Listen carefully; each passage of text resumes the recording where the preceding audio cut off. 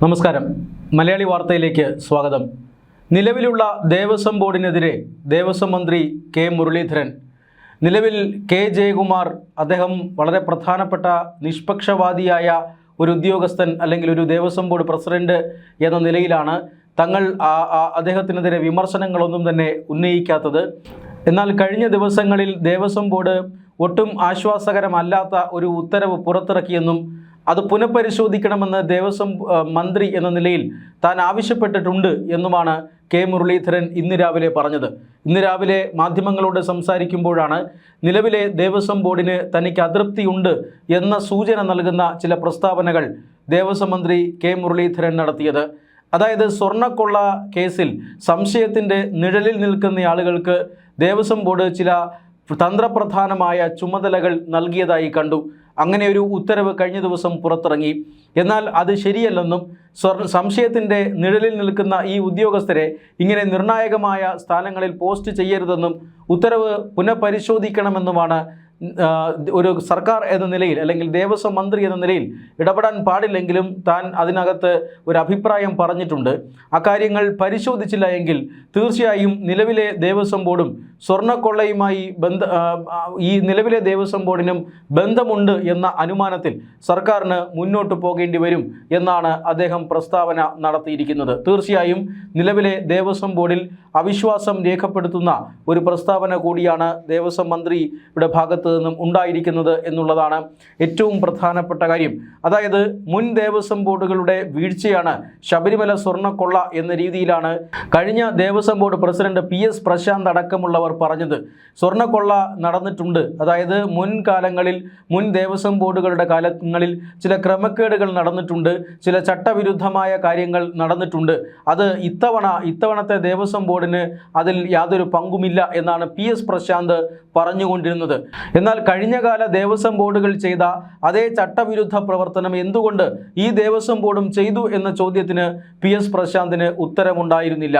അതായത് ശബരിമലയിലെ ശ്രീകോവിലിലെ ഇത്തരത്തിലുള്ള അറ്റകുറ്റപ്പണികൾ, സ്വർണ്ണപ്പാളികളിലെ അറ്റകുറ്റപ്പണികൾ ചട്ടമനുസരിച്ച് അത് ക്ഷേത്ര കോമ്പൗണ്ടിനകത്ത് വെച്ച് തന്നെ, അതായത് സന്നിധാനത്ത് വെച്ച് തന്നെ പരിഹരിക്കേണ്ടതാണ്.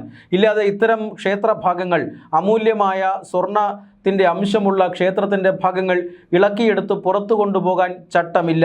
എന്നാൽ ഈ ചട്ടങ്ങൾ മുഴുവൻ കാറ്റിൽ പറത്തിക്കൊണ്ടാണ് സ്മാർട്ട് ക്രിയേഷൻസിൻ്റെ ഫാക്ടറിയിലേക്ക് ഈ ശബരിമല സ്വർണ്ണക്കൊള്ള നടത്തിയ ആളുകൾ ഈ സ്വർണ്ണപ്പാളികൾ കൊണ്ടുപോയത്. അവിടെ വിജയ് മല്യ പൂശിയ വലിയ അളവിലുള്ള സ്വർണം ഈ പാളികളിൽ നിന്നും എടുത്തു മാറ്റുകയും പിന്നീട് ഇലക്ട്രോപ്ലേറ്റിങ്ങിലൂടെ ചെറിയ സ്വർണം ഉപയോഗിച്ച് ഇലക്ട്രോപ്ലേറ്റിങ്ങിലൂടെ സ്വർണം പൂശി തിരികെ കൊണ്ട് വയ്ക്കുകയുമായിരുന്നു. ഇങ്ങനെയാണ് ശബരിമല ശ്രീകോവിലിലെ സുപ്രധാനമായ ഭാഗങ്ങൾ, അത് കട്ടളപ്പാളിയായാലും ദ്വാരപാലക ശില്പങ്ങളിലെ പാളികളായാലും ഇവിടങ്ങളിൽ നിന്നൊക്കെ സ്വർണം മോഷ്ടിക്കപ്പെട്ടത് എന്ന് ഇപ്പോൾ ഏതാണ്ട് വ്യക്തമായിരിക്കുന്നു. എന്നാൽ ഇതേ ചട്ടലംഘനം തന്നെയാണ് ഇപ്പോൾ ഈ കഴിഞ്ഞ ആഗോള അയ്യപ്പ സംഗമത്തിന് തൊട്ട് മുന്നോടിയായി PS പ്രശാന്ത് ദേവസ്വം ബോർഡ് പ്രസിഡന്റായി ഇരിക്കുമ്പോൾ നടത്തിയത്. അങ്ങനെ ചട്ടങ്ങൾക്ക് വിരുദ്ധമായി വീണ്ടും ദ്വാരപാലക ശില്പങ്ങളുടെ സ്വർണ്ണപ്പാളികൾ ഈ സ്മാർട്ട് ക്രിയേഷൻസിൽ എത്തിക്കാനും അവിടെ വെച്ച് അറ്റകുറ്റപ്പണികൾ നടത്താനുമൊക്കെ തീരുമാനമെടുത്തിരുന്നു. ഇതാണ് പിന്നീട് വിവാദമാവുകയും പഴയകാല ഈ സ്വർണം പൂശലിലേക്ക് പോവുകയും ശബരിമല ശ്രീകോവിലിൽ നിന്നും കിലോ കണക്കിന് രൂപ സ്വർണം അടിച്ചു മാറ്റിയിട്ടുണ്ട് എന്ന കണ്ടെത്തലിലേക്ക് എത്തിയതുമൊക്കെ. എന്നാൽ അതിനുശേഷം മുഖം മിനുക്കൽ നടപടി എന്ന രീതിയിലാണ് ജയകുമാറിനെ ദേവസ്വം ബോർഡ് പ്രസിഡന്റാക്കിക്കൊണ്ട് LDF സർക്കാർ ചില മുഖം മിനുക്കൽ നടപടികൾ നടത്തിയത്. ജയകുമാർ നിഷ്പക്ഷനാണ് എന്ന ഒരു പൊതുധാരണയുണ്ട്. അതുകൊണ്ട് തന്നെ ദേവസ്വം ബോർഡിലെ കാര്യങ്ങളെല്ലാം ഇനി അങ്ങോട്ട് കൃത്യമായി നടന്നുകൊള്ളുമെന്നും പഴയ കാര്യങ്ങളെക്കുറിച്ച് തനിക്ക് പറയാൻ അഭിപ്രായമില്ല എന്നുമാണ് ജയകുമാർ എടുത്തിരുന്ന നിലപാട്.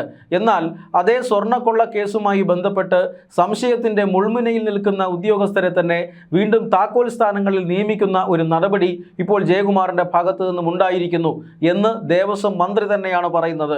ദേവസ്വം മന്ത്രി എന്ന നിലയിൽ അദ്ദേഹം അതിനകത്ത് ഇടപെട്ടിട്ടുണ്ട്. കെ മുരളീധരൻ ഇതിനകത്ത് കൃത്യമായ ഇടപെടലുകൾ നടത്തി ഈ ഉത്തരവ് പിൻവലിക്കണമെന്നും പുനഃപരിശോധിക്കണമെന്നും ദേവസ്വം ബോർഡിനോട് ആവശ്യപ്പെട്ടിട്ടുണ്ട്. മന്ത്രിയുടെ ഈ ആവശ്യം പരിഗണിച്ചില്ല എങ്കിൽ തീർച്ചയായും മന്ത്രിയും ദേവസ്വം ബോർഡും തമ്മിൽ ഇടയും എന്നതിൻ്റെ സൂചനയാണ് കെ മുരളീധരൻ നൽകിയിരിക്കുന്നത്. ഇനിയിപ്പോൾ നിങ്ങളത് പുനഃപരിശോധിക്കുന്നില്ല എങ്കിൽ കഴിഞ്ഞകാല ദേവസ്വം ബോർഡുകൾ ചെയ്ത സ്വർണ്ണക്കൊള്ളയ്ക്കൊപ്പമാണ് ഈ ദേവസ്വം ബോർഡും ഇന്ന് ഈ സർക്കാരിന് പരിഗണിച്ച് ആ രീതിയിൽ മുന്നോട്ട് പോകേണ്ടി വരും എന്നാണ് ഇപ്പോൾ കെ മുരളീധരൻ പറഞ്ഞിരിക്കുന്നത്. അതായത് ദേവസ്വം ബോർഡും ദേവസ്വം വകുപ്പും ദേവസ്വം മന്ത്രിയും തമ്മിൽ ഉടൻ ഒരു കൊമ്പ് കോർക്കലിലേക്ക് കാര്യങ്ങൾ പോകുന്നു എന്നതിൻ്റെ സൂചനയാണ് മുരളീധരൻ്റെ ഈ വാക്കുകളിലുള്ളത്. ശബരിമല സ്വർണ്ണക്കൊള്ളയുമായി ബന്ധപ്പെട്ട അന്വേഷണം നടക്കുകയാണ്. ആ അന്വേഷണത്തിൽ ദേവസ്വം മന്ത്രി എന്ന നിലയ്ക്ക് തനിക്ക് തൽക്കാലം തൃപ്തിയൊന്നുമില്ല. എന്നാൽ ഹൈക്കോടതിയുടെ മേൽനോട്ടത്തിലാണ് അന്വേഷണം നടക്കുന്നത്.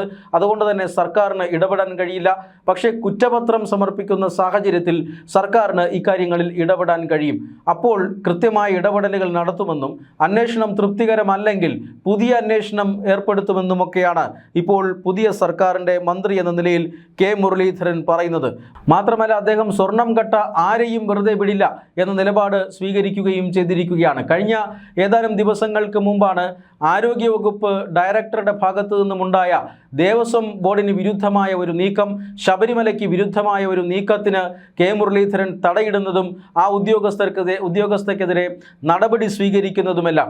അതായത് ദേവസ്വം ബോർഡ് എല്ലാ കാലങ്ങളിലും ശബരിമല ഉത്സവ സമയത്ത് ദേവസ്വം ബോർഡിന് ആരോഗ്യവകുപ്പ് ഈ ഡോക്ടർമാരുടെയും മറ്റ് ഉദ്യോഗസ്ഥരുടെയും ആരോഗ്യവകുപ്പ് ഉദ്യോഗസ്ഥരുടെയും സേവനം സൗജന്യമായി തന്നെ വിട്ടുനിൽക്കാറുണ്ട്. കാരണം ലക്ഷക്കണക്കിന് ഭക്തജനങ്ങൾ എത്തുന്ന ഒരു തീർത്ഥാടന കേന്ദ്രമാണ് ശബരിമല. അവിടേക്ക് വരുന്ന ഭക്തജനങ്ങളുടെ സുരക്ഷ സർക്കാരിൻ്റെ കൂടി ഒരു ബാധ്യതയാണ് എന്ന നിലയിലാണ് ആരോഗ്യവകുപ്പ് ഉദ്യോഗസ്ഥർ അവിടെ പ്രവർത്തിക്കുന്നത്. എന്നാൽ ഇക്കൊല്ലം ശബരിമല ക്ഷേത്രവുമായി ബന്ധപ്പെട്ട കാര്യങ്ങൾക്ക് ഡോക്ടർമാരെയും പാരാമെഡിക്കൽ സംഘത്തെയും അയക്കില്ല എന്ന സമീപനമാണ് ഈ ആരോഗ്യവകുപ്പ് ഡയറക്ടർ സ്വീകരിച്ചത്. എന്നാൽ ആ ഉദ്യോഗസ്ഥർക്കെതിരെ കർശനമായ നടപടിയാണ് പിന്നീട് കെ മുരളീധരൻ ആരോഗ്യവകുപ്പ് മന്ത്രി എന്ന നിലയിലും അതുപോലെ തന്നെ ദേവസ്വം മന്ത്രി എന്ന നിലയിലും എടുത്തിട്ടുള്ളത്. ആരോഗ്യവകുപ്പ് മന്ത്രിയും ദേവസ്വം മന്ത്രിയും ഒരാളായിട്ട് പോലും തൻ്റെ ഒരു വകുപ്പിലെ ഉദ്യോഗസ്ഥ മറ്റേ വകുപ്പിനെതിരെ പ്രതികരിക്കുന്നത് അദ്ദേഹം കൃത്യമായി നോട്ട് ചെയ്യുന്നു. അത് കൃത്യമായും ഭക്തർക്ക് വിരുദ്ധമായ ഭക്തർക്കെതിരായിട്ടുള്ള നീക്കമാണ് എന്ന് അദ്ദേഹം കണ്ടെത്തുകയും ആ ഉദ്യോഗസ്ഥയെ ആ ഒരു പദവിയിൽ നിന്ന് മാറ്റുകയും ഒക്കെ ചെയ്തു. ആരോഗ്യവകുപ്പ് ഡോക്ടർമാരെയും അതുപോലെ തന്നെ മറ്റെല്ലാ സൗകര്യങ്ങളും ശബരിമലയിൽ ചെയ്യാൻ ബാധ്യസ്ഥരാണെന്നും ഈ ശബരിമലയിലെത്തുന്ന ഭക്തരുടെ ജീവനും സ്വത്തിനും സംരക്ഷണം നൽകേണ്ട ബാധ്യത സർക്കാരിനുണ്ട് എന്നും അദ്ദേഹം എടുത്തു പറയുകയായിരുന്നു.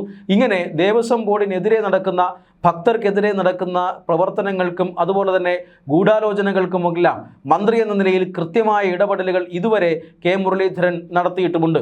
അത് സ്വർണ്ണക്കൊള്ള കേസിലും ആ ഇടപെടലുകൾ ഉണ്ടാകുമെന്നതിൻ്റെ സൂചനയാണ് അദ്ദേഹം നൽകുന്നത്. സ്വർണ്ണക്കൊള്ളയുമായി ബന്ധപ്പെട്ട് സംശയത്തിൻ്റെ നിഴലിൽ നിൽക്കുന്നവരെ ഇത്തരത്തിൽ നിർണായകമായ സ്ഥാനങ്ങളിൽ നിയമിക്കരുത് എന്ന് തന്നെയാണ് അദ്ദേഹം ഇപ്പോൾ ദേവസ്വം ബോർഡിന് നൽകിയിരിക്കുന്ന നിർദ്ദേശം. ദേവസ്വം ബോർഡ് കഴിഞ്ഞ സർക്കാരുകളുടെ തുടർച്ചയാണെന്നും ആ സർക്കാരിൻ്റെ നയം ഇനി തുടരാൻ കഴിയില്ലെന്നും ഇനി അങ്ങനെ ദേവസ്വം ബോർഡിന് അങ്ങനെയാണ് നയമെങ്കിൽ തീർച്ചയായും അക്കാര്യം ദേവസ്വം ബോർഡും അതുപോലെ തന്നെ ദേവസ്വം വകുപ്പും തമ്മിൽ കൊമ്പ് കോർക്കാൻ പോകുന്നു എന്നതിൻ്റെ സൂചന. അതായത് സ്വർണ്ണക്കൊള്ളയിൽ നിലവിലെ ദേവസ്വം ബോർഡിനും പങ്കുണ്ട് എന്ന് കരുതേണ്ടി വരും എന്നാണ് അദ്ദേഹം അതീവ ഗൗരവമായിട്ടാണ് അക്കാര്യം എടുത്തു പറഞ്ഞിരിക്കുന്നത്. അതായത് നിലവിലെ ദേവസ്വം പ്രസിഡൻ്റായാലും ദേവസ്വം ബോർഡ് അംഗങ്ങളായാലും അത് കൃത്യമായിട്ടുള്ള പ്രവർത്തനം കഴിഞ്ഞ കാലങ്ങളെപ്പോലെ പാടില്ല. ഭക്തർക്ക് വേണ്ടിയിട്ടുള്ള നിലപാട് സ്വീകരിക്കണമെന്നാണ് തൻ്റെയും തൻ്റെ സർക്കാരിൻ്റെയും നിലപാടെന്ന് ഈ ദേവസ്വം മന്ത്രി കെ മുരളീധരൻ കൃത്യമായി തന്നെ പറഞ്ഞു വയ്ക്കുകയാണ്. അദ്ദേഹം നയം വ്യക്തമാക്കുകയാണ് ഇന്ന് ചെയ്തത്. അതുകൂടാതെ ആരോഗ്യ വകുപ്പിനെതിരെ പ്രതിപക്ഷം ഉയർത്തുന്ന ആരോപണങ്ങൾക്കും അദ്ദേഹം മറുപടി പറഞ്ഞിട്ടുണ്ട്. അതായത് നിപ്പ വൈറസ് നിയന്ത്രണം അതിൽ പാളിയെന്നും നിയന്ത്രണ പ്രവർത്തനങ്ങൾ പാളിയെന്നായിരുന്നു പ്രതിപക്ഷ ആരോപണം. ആരോഗ്യമന്ത്രി കോഴിക്കോട് ക്യാമ്പ് ചെയ്യുന്നില്ല എന്നതടക്കമുള്ള ആരോപണങ്ങൾ മുൻ മുഖ്യമന്ത്രി പിണറായി വിജയൻ അടക്കമുള്ളവർ, അതായത് പ്രതിപക്ഷ നേതാവ് പിണറായി വിജയൻ അടക്കമുള്ളവർ ഉയർത്തിയിരുന്നു. എന്നാൽ നിപ്പ പൂർണ്ണമായിട്ടും സംസ്ഥാനത്ത് നിയന്ത്രണ വിധേയമായി ആണ്. ഒരാൾക്ക് മാത്രമാണ് നിപ്പ രോഗബാധയുണ്ടായത്. 30ഓളം പേരെ പരിശോധിച്ചു കഴിഞ്ഞു. 29 ടെസ്റ്റ് റിസൾട്ടുകളും നെഗറ്റീവാണ്.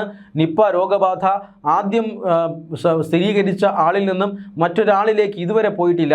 ഈ സാഹചര്യത്തിൽ കാര്യങ്ങൾ നിയന്ത്രണ വിധേയമാണ് എന്നിരിക്കെ പ്രതിപക്ഷ വിമർശനങ്ങൾ അത് രാഷ്ട്രീയമായി മാത്രമേ കാണുകയുള്ളൂ. അവിടെ കാര്യങ്ങൾ സങ്കീർണമായാൽ മാത്രമേ മന്ത്രി അവിടെ ക്യാമ്പ് ചെയ്യേണ്ടതിൻ്റെ ഒരു ഒരു പ്രശ്നം ഉദിക്കുന്നുള്ളൂ. ഇപ്പോൾ നിലവിൽ കാര്യങ്ങളെല്ലാം നിയന്ത്രണ വിധേയമാണ്. DMOയുടെ ഇൻചാർജുള്ള ഉദ്യോഗസ്ഥൻ അവിടെയുണ്ട്. സ്ഥിരം DMO നിയമിക്കണമെന്ന ആവശ്യം ഉയർന്നിട്ടുണ്ട്. അത് കൃത്യമായി തന്നെ അടുത്ത ദിവസങ്ങളിൽ നടപടിയെടുക്കും എന്നാണ് ഇപ്പോൾ മുരളീധരൻ പറഞ്ഞിരിക്കുന്നത്. എന്ന് പറഞ്ഞാൽ അദ്ദേഹം അവിടെ ക്യാമ്പ് ചെയ്യുന്നില്ല എന്ന പ്രതിപക്ഷത്തിൻ്റെ ആരോപണത്തെ നിപ്പ നിയന്ത്രണം പാളി എന്ന രീതിയിലുള്ള ഒരു ഭീതി ജനിപ്പിക്കാനുള്ള ഈ പ്രതിപക്ഷത്തിൻ്റെ ആ ശ്രമം, അതിനെയും അദ്ദേഹം കൃത്യമായി തന്നെ തള്ളുകയാണ്. ആവശ്യമുണ്ടെങ്കിൽ മന്ത്രി അടക്കമുള്ളവർ അവിടെ ക്യാമ്പ് ചെയ്യുമെന്നും ആവശ്യമില്ലാതെ അവിടെ ക്യാമ്പ് ചെയ്യുന്ന പ്രശ്നമില്ല എന്നും അദ്ദേഹം ഇന്ന് വാർത്താലേഖകർക്ക് മറുപടി നൽകുകയായിരുന്നു.